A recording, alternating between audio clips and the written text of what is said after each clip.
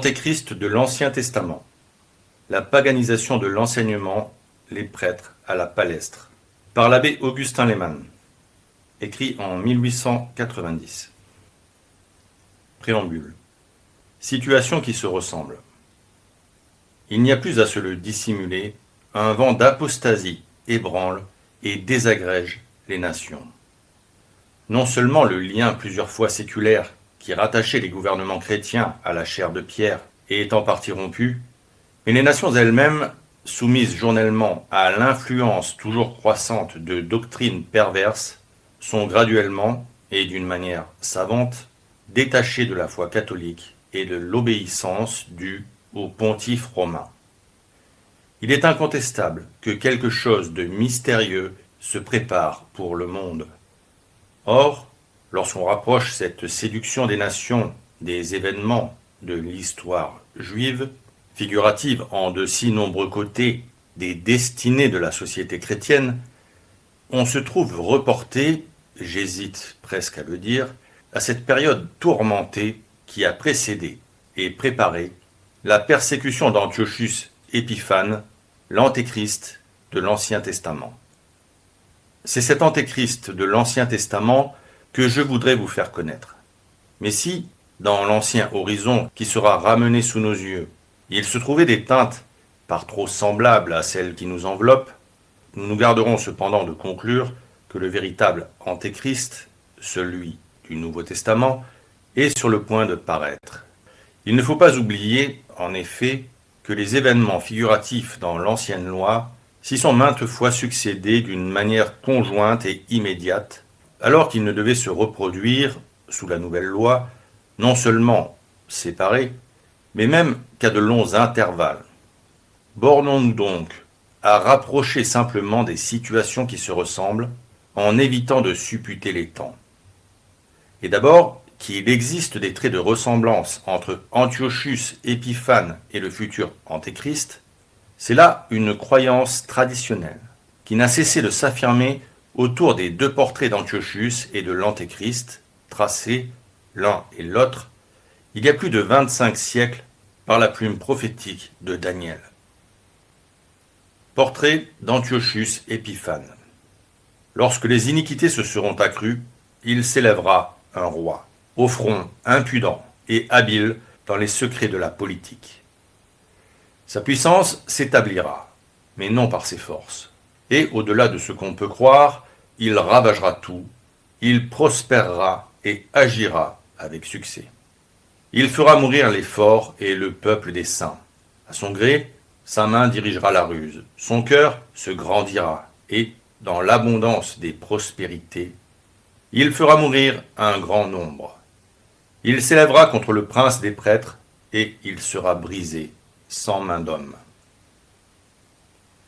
Portrait du futur Antéchrist. Voici qu'une petite corne avait comme des yeux d'homme et une bouche qui prononçait de grandes choses.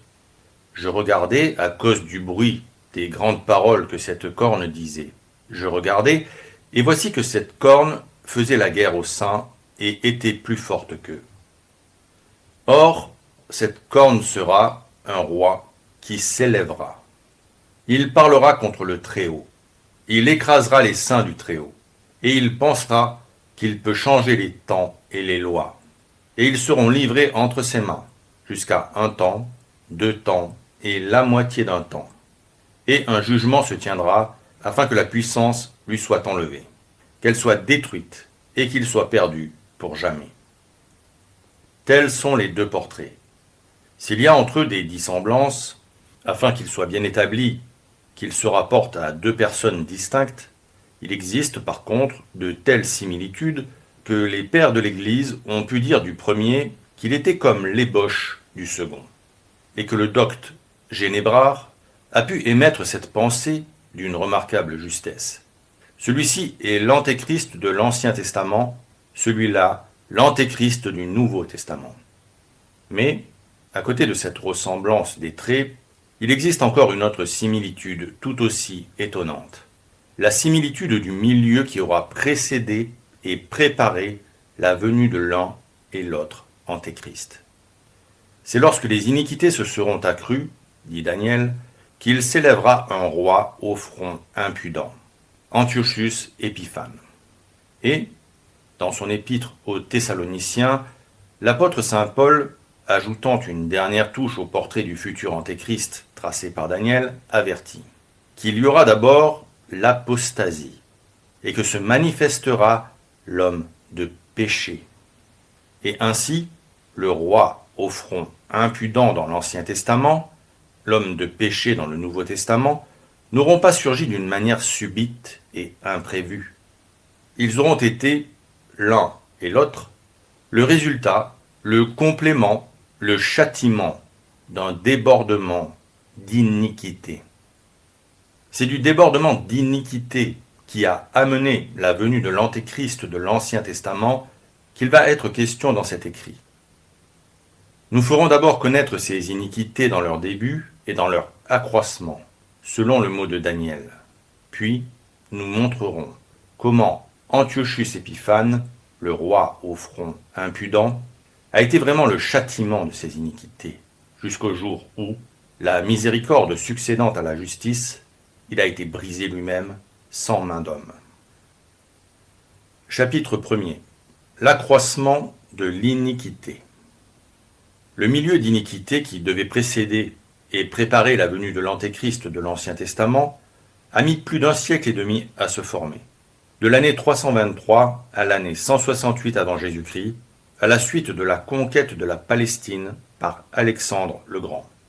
Assujetti dès lors tantôt à la domination des Ptolémées, tantôt à celle des Séleucides, Jérusalem, sous l'influence continue des deux cours d'Alexandrie et de Pergame, foyer ardent du paganisme grec, se trouva peu à peu envahie par une tendance vers les idées et les mœurs païennes.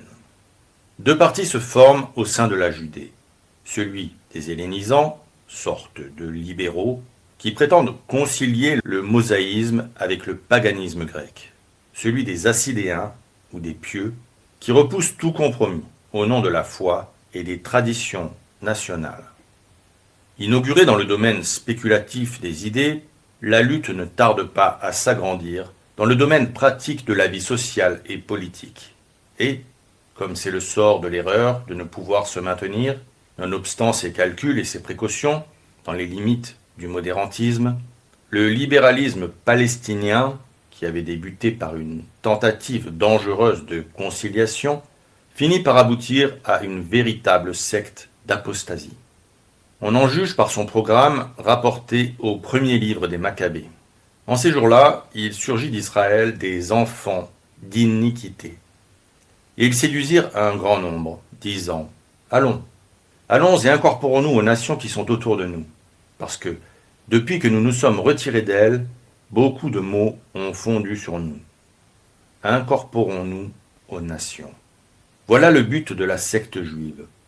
À l'époque dont il s'agit, ce mot signifiait « grécisons-nous », c'est-à-dire « adoptons les idées et les mœurs du paganisme grec ». Aujourd'hui, la même tendance s'exprime par cet autre mot « laïcisons-nous ». Quant au motif invoqué, il est le même de part et d'autre, et formulé avec la même astuce.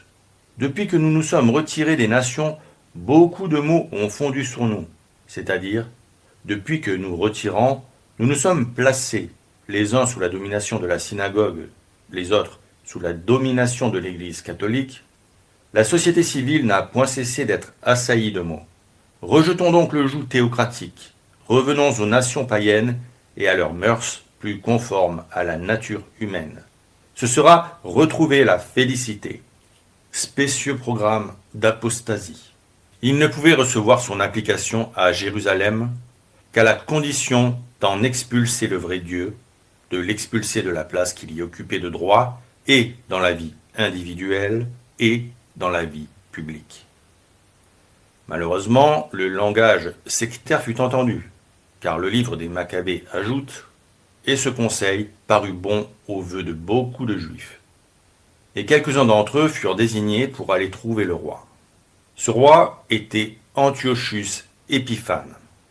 Il venait de monter sur le trône de Syrie, implacable ennemi de la vraie religion, mais adroit et dissimulé.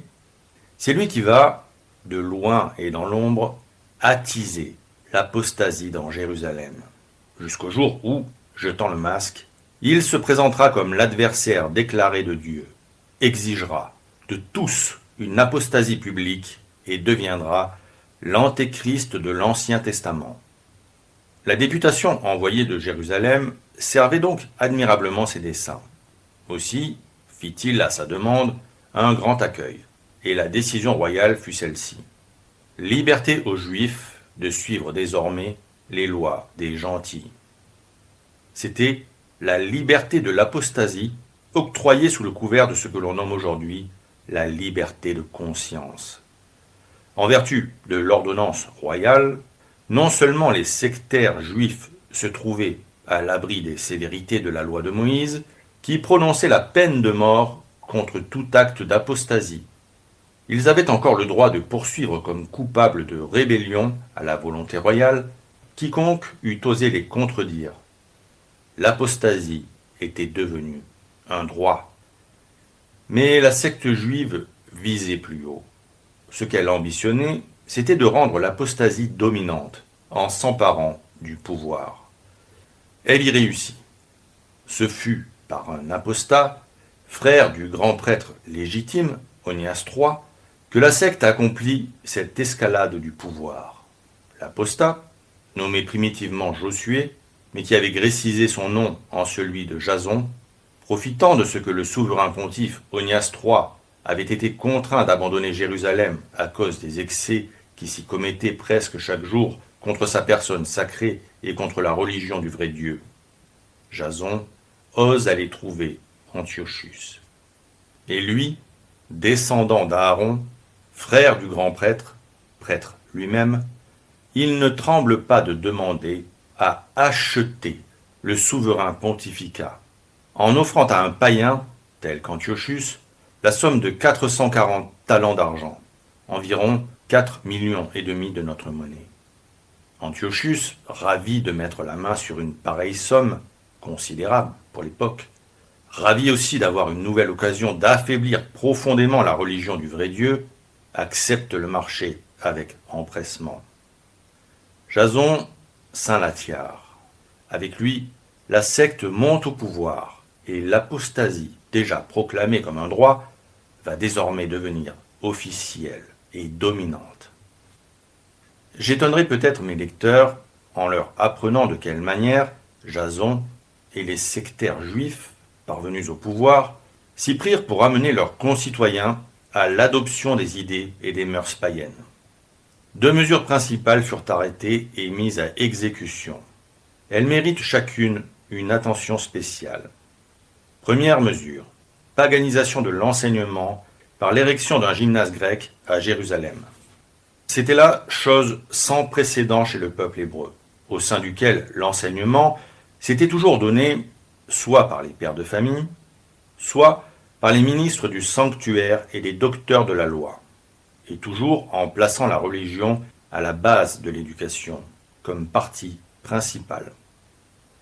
Mais la secte au pouvoir, Jérusalem voit s'accomplir ce scandale inouï, un enseignement paganisé. De toutes les mesures qui vont être prises par la secte au pouvoir, nul ne contribuera davantage à accélérer la marche de l'apostasie et à préparer le milieu de l'antéchrist de l'Ancien Testament. Aussi, est-ce dans 2 passages différents que les livres des Maccabées racontent cette perverse érection du gymnase grec à Jérusalem, comme si l'Esprit Saint, par cette double narration du même fait, avait voulu attirer et fixer l'attention des siècles. Premier passage, au livre 1er des Maccabées, chapitre 1er, verset 15. Ils bâtirent un gymnase dans Jérusalem à la manière des nations. Deuxième passage, beaucoup plus explicite, au 2e livre des Maccabées, chapitre 4, 5, 9, 13. Jason promit au roi, Antiochus, 150 talents, environ 1,5 million, si on lui donnait le pouvoir d'établir un gymnase et une éphébie.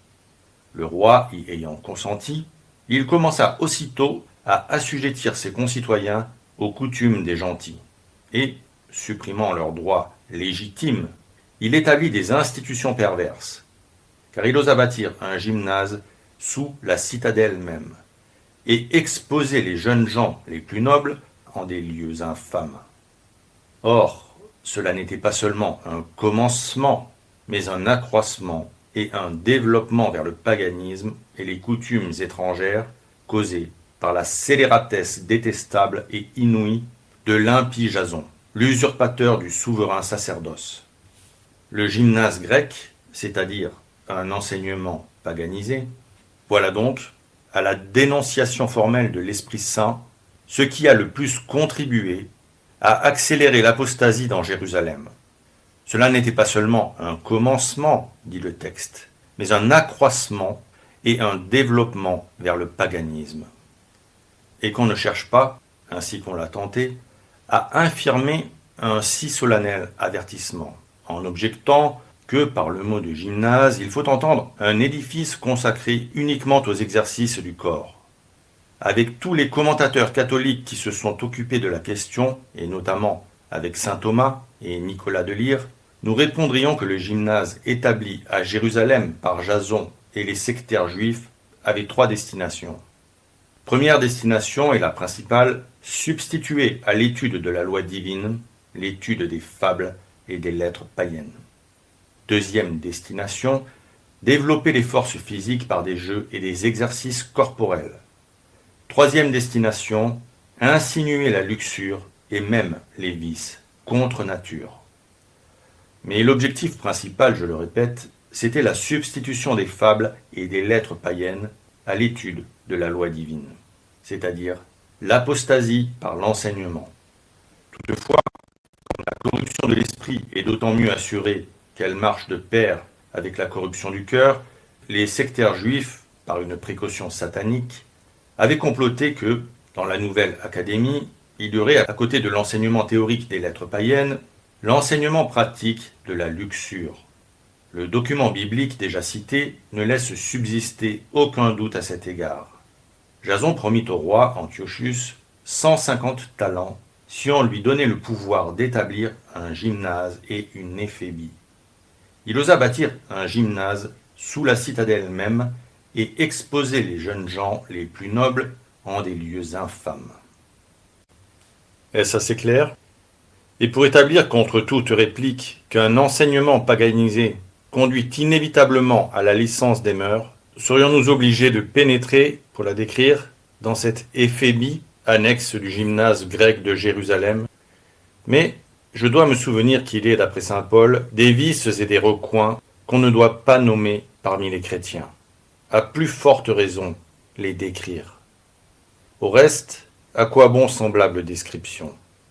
Si nous avions besoin d'être édifiés sur la connexité qui existe entre un enseignement paganisé et l'abaissement de la morale, ne l'aurions-nous pas appris de bouches qui, après avoir glorifié l'enseignement sans Dieu, ont été logiquement amenés à faire bon marché de la morale. Monsieur Renan, au 2e banquet annuel de l'Association générale des étudiants de Paris, après s'y être joyeusement raillé de la religion, n'a-t-il pas indiqué à ces jeunes gens le chemin des lieux infâmes, dans des paroles que je demande la permission de citer textuellement. Des 2 parties du programme de la vie scolaire, leur disait-il, travailler beaucoup, s'amuser beaucoup, je n'ai connu, à vrai dire, que la première. J'aurais mieux fait peut-être de me réjouir quand j'étais jeune. Ce qu'il y a de sûr, c'est qu'une des moitiés de l'activité de votre âge n'empêche pas l'autre. Il y a des sujets bien délicats, il est convenu qu'on n'en parle pas. Mais vous me témoignez tant de confiance que je vous dirai tout ce que je pense. Mon opinion est que la règle morale et légale du mariage sera changée. La vieille loi romaine et chrétienne paraîtra un jour trop exclusive, trop étroite. Préparez-vous pour la vie une ample provision de bonne humeur. Hors les cas de désastre national, faites une part au sourire et à l'hypothèse où ce monde ne serait pas quelque chose de bien sérieux.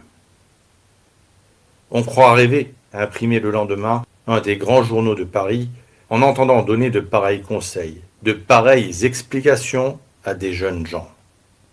Il est donc vrai, un enseignement paganisé ne peut s'empêcher d'aboutir aux lieux infâmes.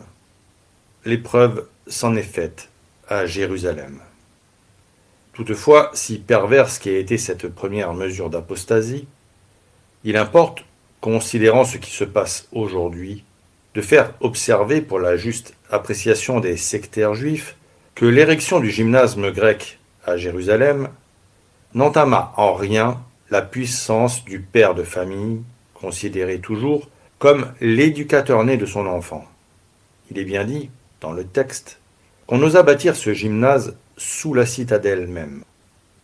Mais cet emplacement, choisi à dessein pour faire entendre que l'enseignement paganisé avait l'approbation et les faveurs du pouvoir, n'était cependant pas la mainmise de l'État juif sur l'enseignement du pays. Le droit des pères de famille resta intact. Jamais on n'eût osé émettre en Judée que l'enfant appartient à l'État avant d'appartenir à son père.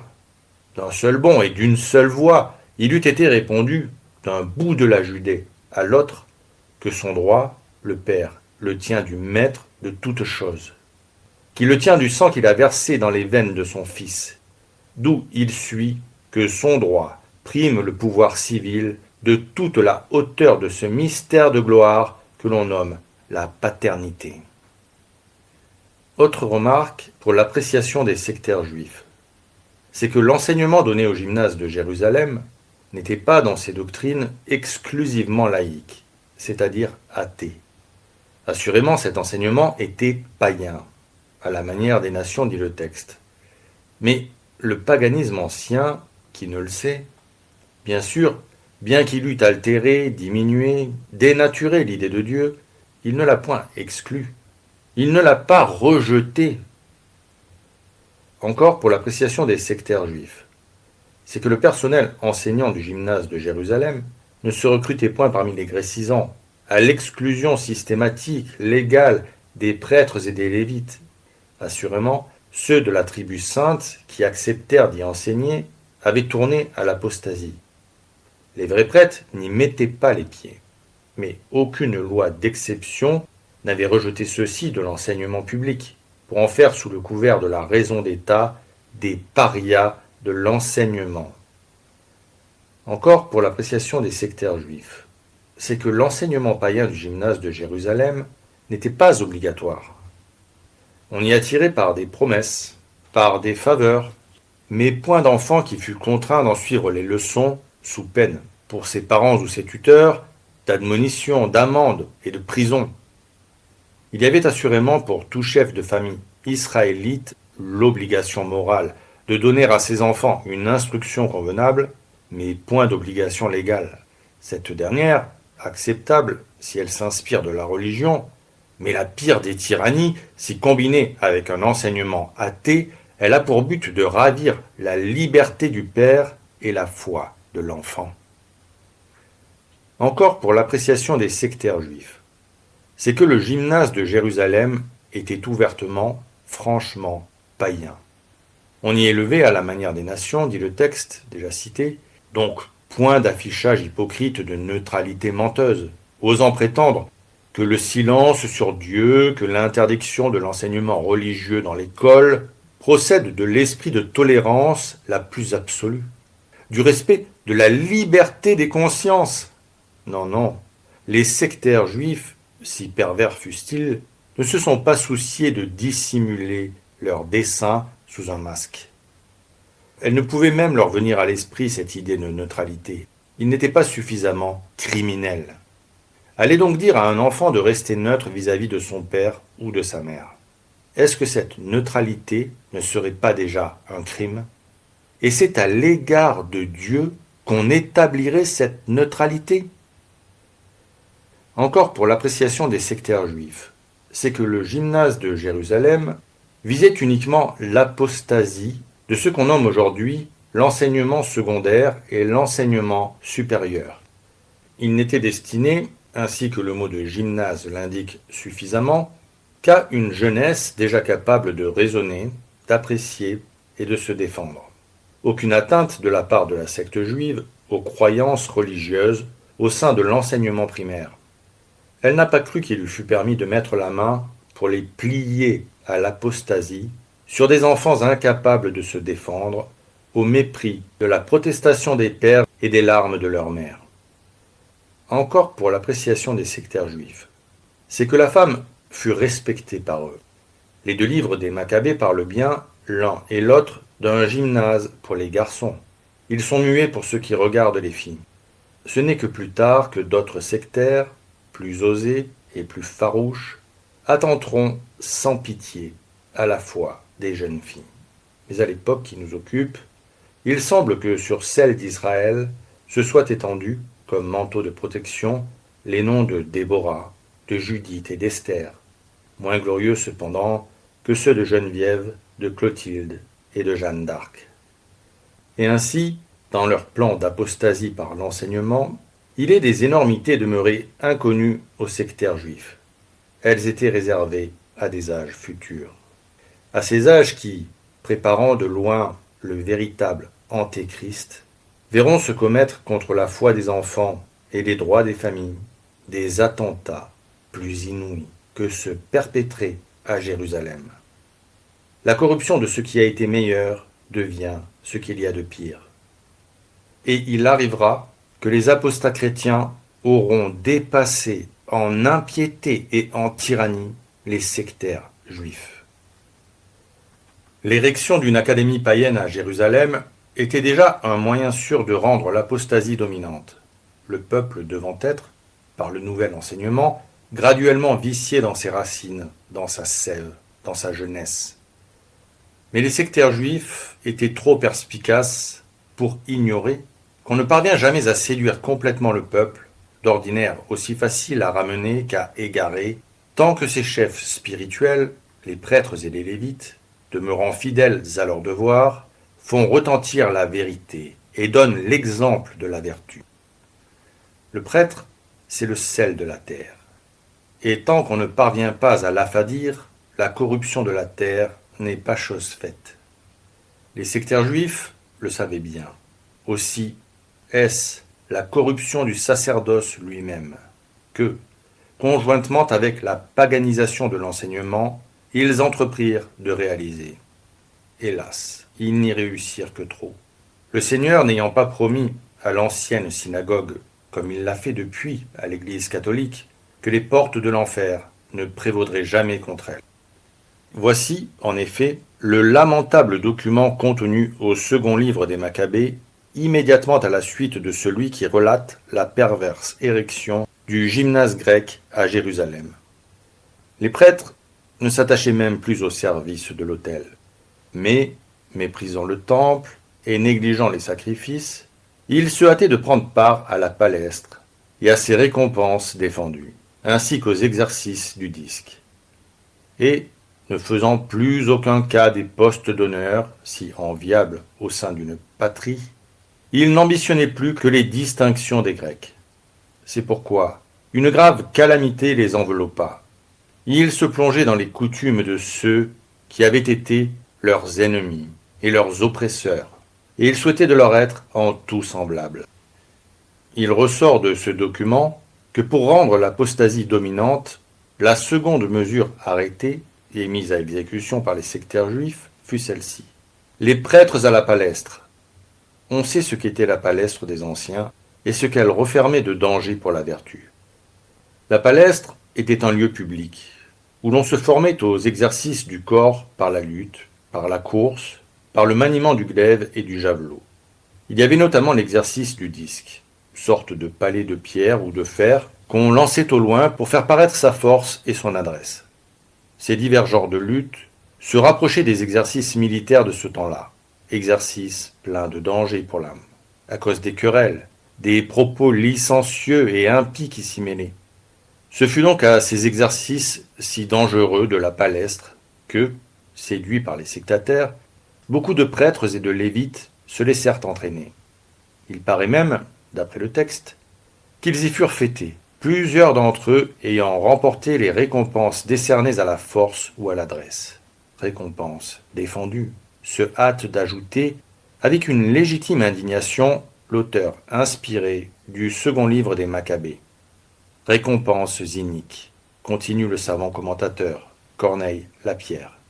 car elles étaient attribuées à des exercices indignes de prêtres, réservés aux laïcs, mélangés d'impudence et de lascivité, et pour parler à notre tour le langage de l'Église, attribués à des exercices frappés d'irrégularité.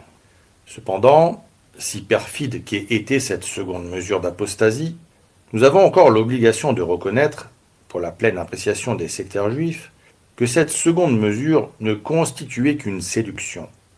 Assurément, nombre de prêtres et de lévites furent sollicités de prendre part aux exercices corrupteurs de la palestre et s'y rendirent. Aucun n'y fut contraint. Ils ne le furent pas davantage aux exercices militaires proprement dits. Le service militaire, qui s'étendait chez le peuple juif à tous les hommes valides, comportait plusieurs exemptions, entre autres celles relatives au sacerdoce.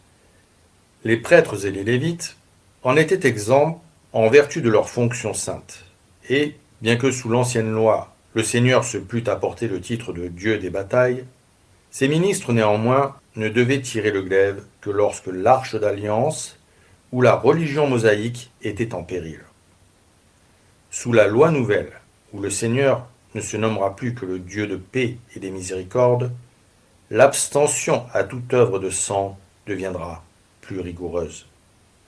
Car il sera commandé à Pierre, qui avait déjà le bras levé pour défendre celui qui est plus auguste que l'arche d'alliance, d'avoir à remettre son glaive dans le fourreau. Mais si inférieur que fut le sacerdoce mosaïque, comparé au sacerdoce évangélique, en contact immédiat avec le corps et le sang de Jésus-Christ, par cela seul que les prêtres d'Aaron touchaient le sang des sacrifices, le sang des agneaux et des génisses, figuratifs en leur immolation du Rédempteur à venir, les sectaires juifs, tremblant devant l'immunité, n'osèrent pas y porter la main. Le moyen détourné qu'ils employèrent fut la séduction à la palestre. La séduction, mais pas la loi. La palestre, mais pas le service militaire proprement dit. Ce n'est que plus tard, dans des âges futurs, que d'autres sectaires, les mêmes qui auront inventé contre l'enfance de nouveaux et plus délicats moyens d'apostasie, auront recours, contre le sacerdoce évangélique, à l'obligation du service militaire, dépassant une seconde fois en impiété et en tyrannie les sectaires juifs. La participation du sacerdoce mosaïque aux exercices de la palestre eut des conséquences amères. Le second livre des Maccabées les fait connaître. La première conséquence fut l'interruption, presque la cessation du culte. Les prêtres, dit le texte déjà cité, ne s'attachaient même plus au service de l'autel.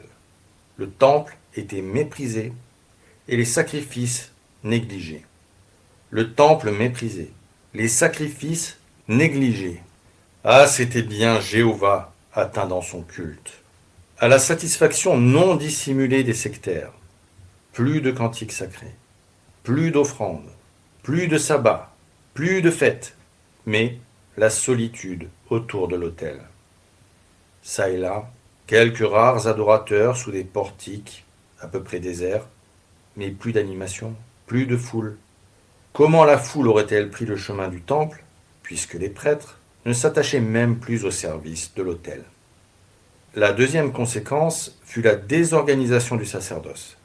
Les prêtres, continue le texte sacré, ne faisaient plus aucun cas des postes d'honneur si enviables au sein d'une patrie. Ils n'ambitionnaient plus que les distinctions des Grecs. Impossible d'exprimer avec plus de force et de douleur où en était arrivé l'appauvrissement, l'émiettement du sacerdoce. Même les postes les plus importants, les plus élevés, se trouvaient en partie abandonnés. Allons n'eût encore compris, sans toutefois l'excuser, la désertion des postes moindres que desservaient les chantres et les lévites, mais les postes d'honneur qu'entouraient la vénération et la magnificence, ces postes qu'on réservait aux anciens du sacerdoce, aux docteurs de la loi, aux princes des prêtres, ceux-là même restaient vides, inoccupés. Où en étaient donc les titulaires? À la poursuite des titres et des distinctions en honneur chez les Grecs, a répondu avec tristesse le second livre des Maccabées. Mais une troisième conséquence s'est produite, plus lamentable encore, l'avilissement du sacerdoce, la dégradation du prêtre. Le prêtre. Ce nom nous représente un homme grave dans sa démarche, réservé dans ses manières, modeste dans son regard. Un homme dont les mains ointes de l'huile sainte ne s'étendront que pour bénir, dont les lèvres teintées du sang de l'autel ne s'ouvriront que pour enseigner la vérité et la vertu. Le prêtre, s'il ne fait point partie des milices célestes, il s'en rapproche par son auréole, et l'auréole du prêtre, c'est la pureté. Eh bien, c'est cette auréole qui va disparaître du front du sacerdoce mosaïque, dans le piège tendu par les sectaires de Jérusalem. Assurément, elle se trouvait à une distance incommensurable de la pureté du sacerdoce évangélique. La pureté légale, extérieure des prêtres d'Aaron, puisque le célibat n'était alors ni ordonné ni pratiqué. Mais pour avoir été inférieur sous la loi ancienne, la pureté du corps sacerdotal n'en existait pas moins, consistant en une particulière honnêteté des mœurs et dans le respect des défenses formulées par Dieu lui-même pour le choix des épouses. Tout cet héritage d'honneur sombra dans la fréquentation de la palestre, car voici le dernier trait du document biblique déjà cité. Une grave calamité enveloppa les prêtres. Ils se plongeaient dans les coutumes de ceux qui avaient été leurs ennemis et leurs oppresseurs, et ils désiraient leur être en tout semblables. Parmi les descriptions si énergiques et si émouvantes d'Isaïe, il en est une que je ne relis jamais sans frissonner. Celle où le prophète, rappelant la chute d'un ange, du plus beau des anges, le montre à son entrée dans l'abîme éternel de l'opprobre et de la douleur. L'enfer s'est troublé à l'arrivée de cet ange. Il a fait lever les géants et les a envoyés à sa rencontre.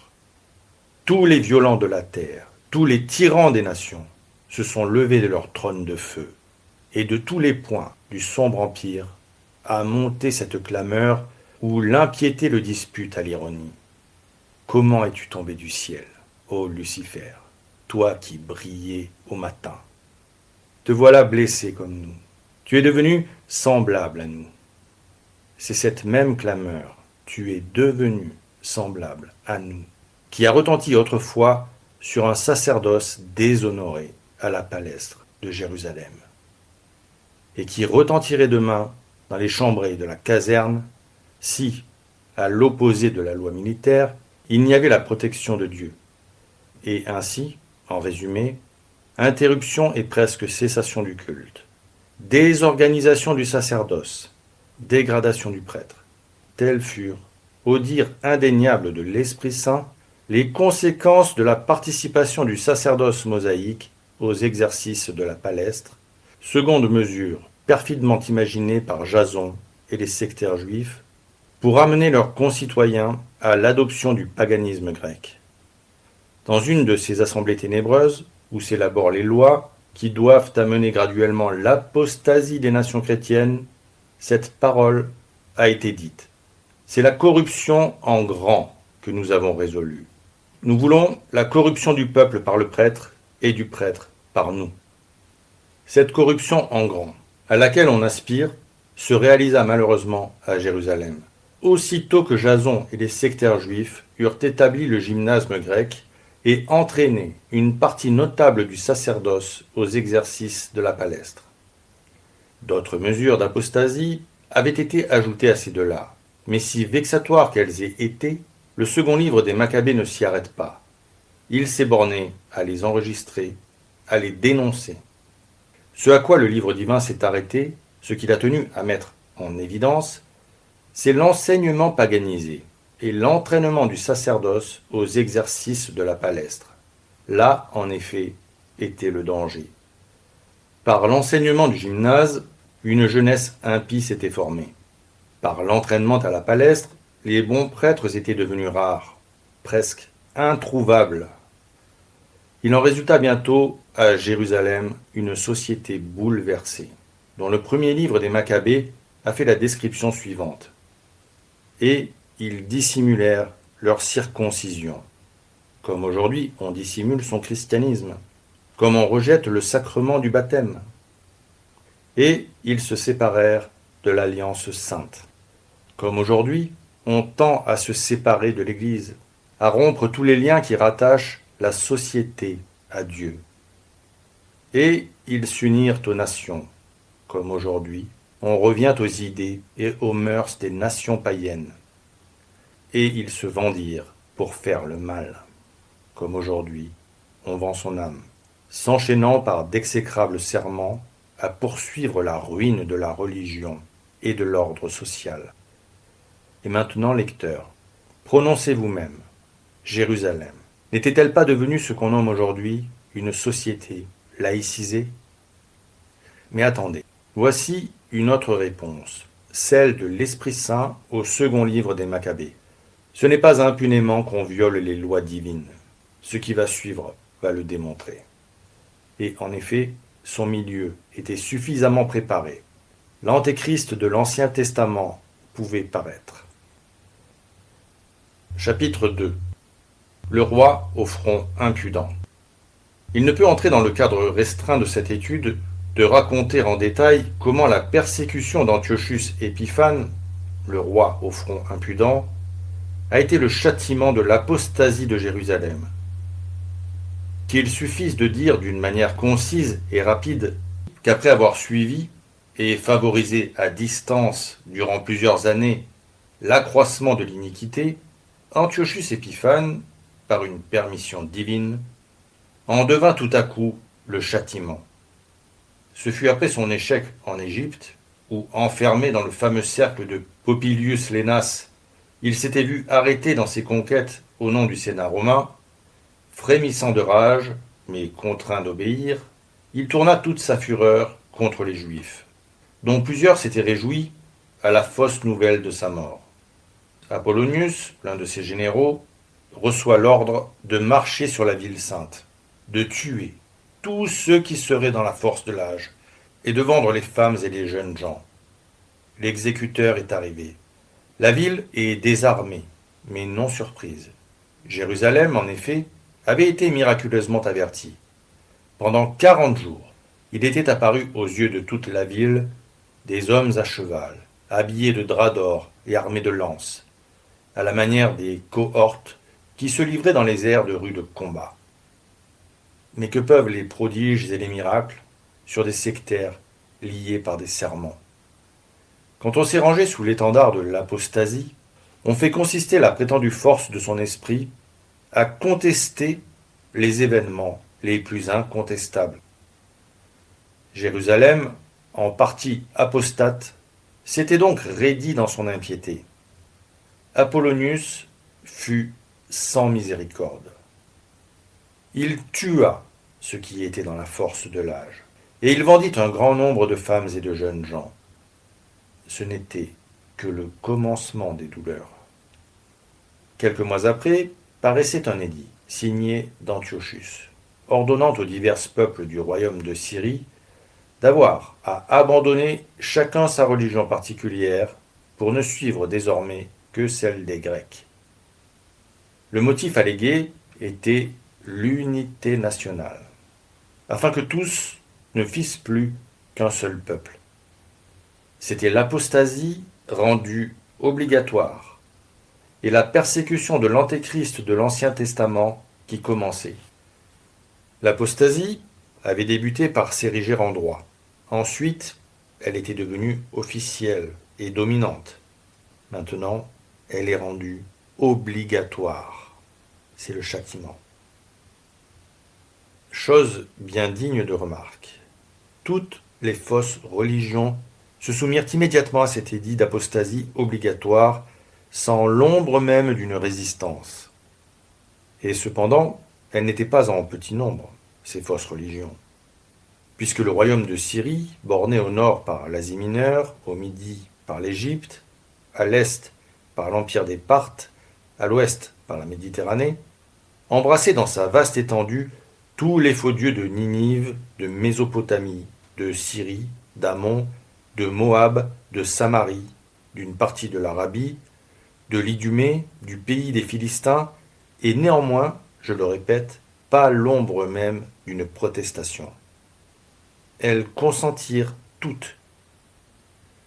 C'est le sort de l'erreur, et cela se verra mieux encore sous le véritable et dernier antéchrist.